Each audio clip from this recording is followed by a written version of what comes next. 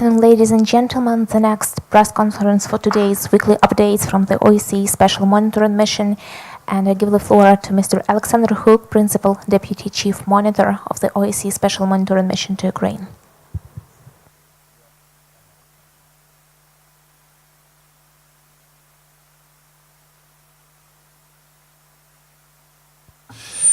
Good afternoon.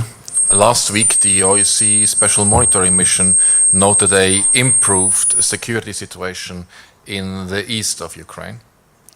There was in fact a notable decrease in the number of ceasefire violations recorded by our monitoring officers, 85% fewer than the week before. The decrease in the use of weapons that should have been withdrawn in accordance with the Minsk agreements was even more dramatic. We observed a 94% decrease in the number of times they were used last week compared with the week before. I repeat, 94%. There are still ceasefire violations. In fact, we recorded over 1,200 last week. Each one a violation, each one a threat to the lives of the civilian population. Each one a threat to the relative calm, as every shot fired has the potential to escalate into an uncontrolled spiral of violence. Each one reflecting the fact that the root cause of violence remain.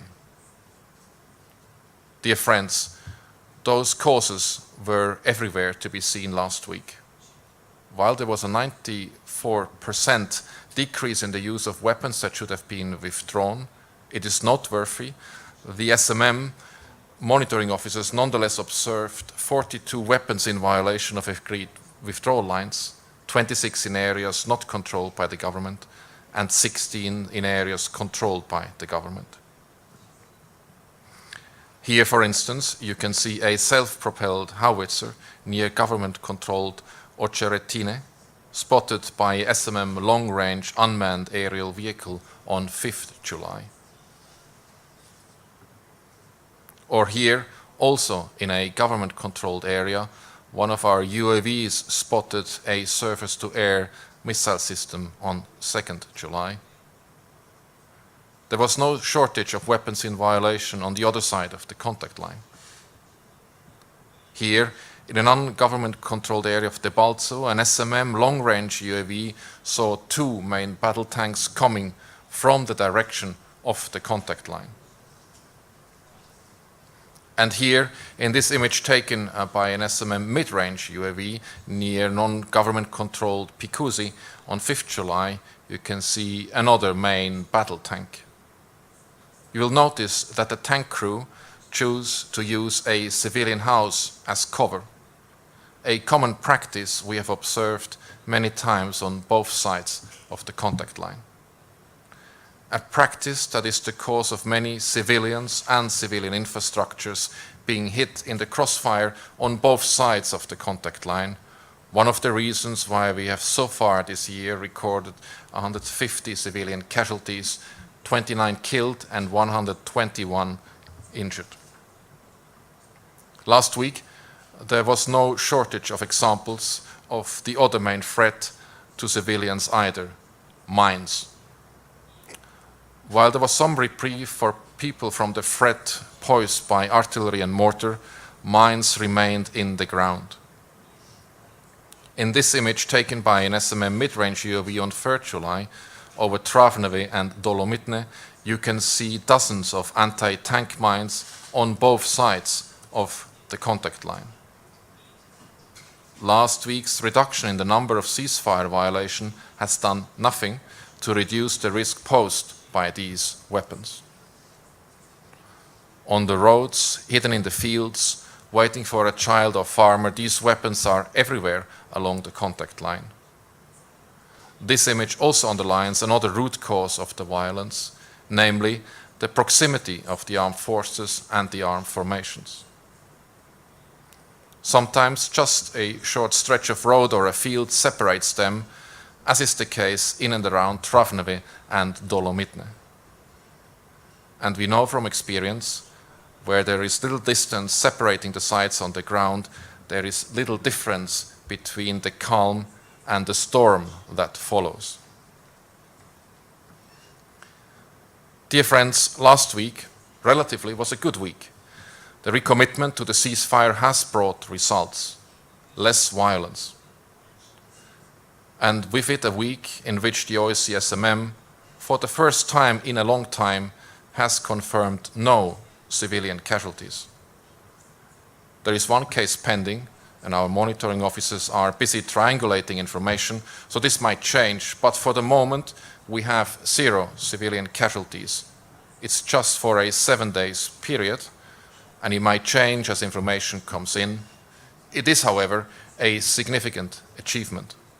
A semblance of normality has been restored. 7 days in which not one civilian lost his or her life. Not one civilian was injured. It was a week that reminds us that this carnage and human suffering does not need to have to continue. It can end. Dear friends, there are, however, as we have seen, weapons and personnel on the ground. Like tinder waiting for a spark that can set off a bushfire, escalating, waiting to happen, as all the preconditions remain intact. We in the OSCE SMM have been witness to 4 years of violence and human suffering. Our monitoring officers have been there. They have seen how children have died. They have seen, and we have outlined it in our daily reports in dry, inconvertible details, how residential housing and other civilian structures have borne the brunt of the shelling. We know people in eastern Ukraine have had enough of this madness, and quite frankly, we have had enough too. We too hope and pray there is an end. But the facts tell us otherwise. The fact that there is still weapons and weapons in violation of agreed withdrawal lines, the fact that there are mines in the ground, the fact that the sites are still within small arms range from one another. These facts have on every other occasion undermined the recommitments to the ceasefire. And already we are beginning to see it happen again. In the past few days we have seen a steady rise in the number of ceasefire violations. Some of the numbers here in this graph are preliminary, but they demonstrate that the recommitment is fraying at the edges. They show that a return to violence is already happening. The daily number of ceasefire violations is still lower than before the recommitment, but the trend is unmistakable, all too familiar. Dear friends, there is a choice to be made. Already we have seen how the sides have chosen to cease fire, and they have demonstrated that they can. They must now choose a sustainable ceasefire, one in which they themselves can sustain their commitment to the ceasefire. A ceasefire that is not dependent on the whim or fear of an individual armed man or a soldier. A ceasefire that is sustainable because there is adequate separation between those men, because the weapons have been withdrawn, because the mines have been removed. The last few days and the increasing level of violence we have been recording tell us that this choice needs to be made now, without delay, without excuses. Remove the weapons now, demine now, and disengage now. And importantly, given that there are always some unwilling to obey, unwilling to give peace a chance, each side must hold spoilers within their rank to account. Lack of accountability leads to impunity, and impunity leads to more of the same. These steps must be taken now, before it's too late again. Before another opportunity is wasted, before more lives are wasted. 0 civilian casualty is not impossible. Last week has proven this. Now the sides must prove that they can make this a sustainable reality. Thank you. Thank you, Mr. Hook. Dear colleagues, if you have questions, you're welcome to ask them.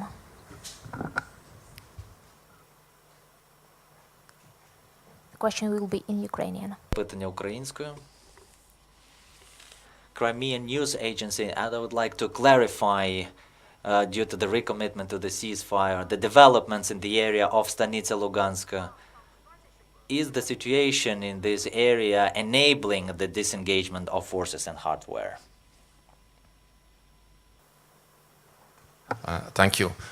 Once again, last week has seen a decrease overall of the ceasefire violation by 85% overall compared to the week before. The situation in the Luhansk region, including at Stanitsa Luhanska, has equally improved. The specific ceasefire violations recorded by SMM patrols or the 2 SMM cameras on either side of the contact line at Stanitsa Luhanska are reflected in our daily reports, which are available in 3 languages on our website. Thank you. Thank you. Are there more questions? One more question in Ukrainian. Violeta Tovkoch, Newzano. Can you tell us the current number of OSCE mission members operating in Donetsk and Lugansk regions? And can you explain in more detail how do you record in percentage the improvement or adherence to the harvest ceasefire? Thank you. At this stage, we have over 550 monitors in the eastern part of the country, of an overall total of 700 monitors deployed throughout Ukraine. They are present in 15 permanent presences along the contact line on both sides of the contact line.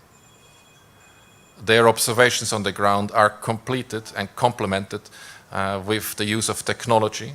13 cameras on either side of the line placed along the line. The use of UAVs of different kinds are also assisting the monitors to continue monitoring, in particular in areas where they have no access. Ceasefire violations are counted as any shot fired, as the Minsk agreements proscribe or prohibit the use of weapons, so any weapons used is a ceasefire violation. Where that is not possible, our reports will refer to overlapping or incountable amounts of violations, especially when it's becoming very intense. Now, it is important that we are not allowed to be everywhere by the sites and their refusal to secure our monitoring activities. But the refusal to grant us access is in itself a fact, which is also reported by the mission on a daily basis, because it's a fact that indicates that the sites who stop us, either passively or actively, do not want us to see what's going on beyond a certain point. One more question from Crimean News. Кримських новин.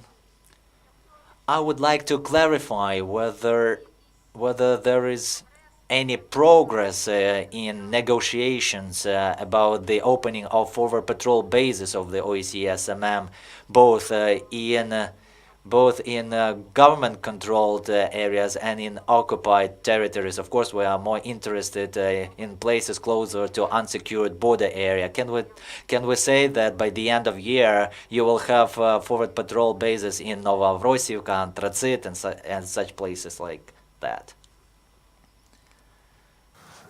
Thank you for the question. Indeed, at the moment, we are still waiting for the support we need to establish permanent presences near the unsecured border with the Russian Federation in the places and others that you have mentioned.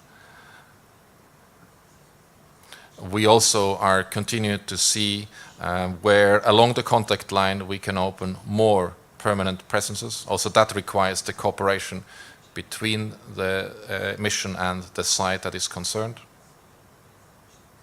locations there include the reopening of our forward patrol base in Popasna, the reopening of our base in Shastia, and the opening of our base in Dokuchaevsk. You understand that cooperation includes sufficient and effective security guarantees by the sides in order to enable our monitors, our civilian unarmed monitors, to reside in these places and operate from them safely. Thank you. Are there other questions? If there is no more questions, thank you, and let's finish. Thank you.